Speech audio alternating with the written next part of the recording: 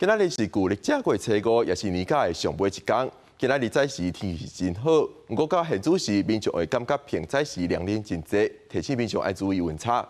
另外，目前国道上北的车流还在继续，国道5号早时前这边均的车速无到20公里，估计会塞车到暗时。 正月初5，春节连假最后一天，透早出日头，万里无云。真侪民众把握好天气到中正纪念堂行春。气象署表示，日时各地高温伫25至29度，也不过因为辐射冷却效应明显，里面温差真大，提醒民众爱看寒热来穿衫。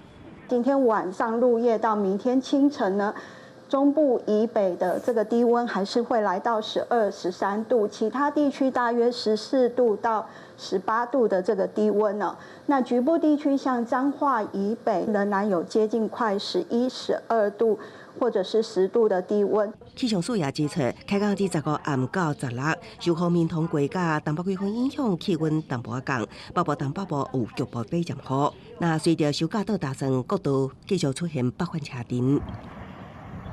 早起8点，各个就北、所有到头城、各入口交流道都启动机控，各交流道拢有排队车阵，及时落雨，各较10塔加车速无到20公里。台车状况估计会到暗时，也毋过苏花路龙就北车阵已经有较减缓。建议大家可以多利用替代道路、替代国道，像是可以建议改走台61替代国1、国3的雾峰往返台东以北地区，可以建议改走台74以及国道4号。南投往台中地区的话，可以建议改走台63。